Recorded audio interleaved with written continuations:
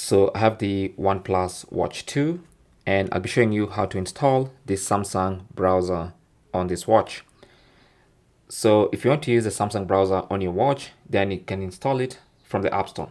Now, first of all, you have to make sure your watch has a Wi-Fi connection, which is currently active. And also you need to ensure that you have a Google account signed in. And then all you have to do is press on that button to open the main menu and then find the Google Play Store, tap on it, and then go to the search. You can either use voice or keyboard. Let me use voice for this particular video. Samsung Internet Browser.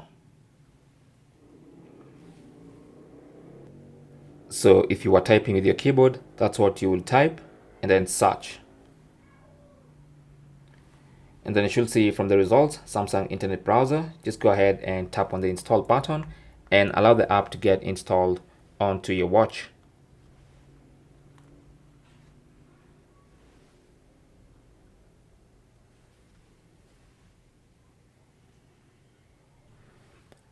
So once it's done downloading and installing, it's going to prompt you to open, but then you can go to the main menu and open the app from there. So here it is, Samsung Internet.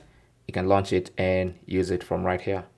So that is basically how to install the Samsung browser on your OnePlus Watch 2.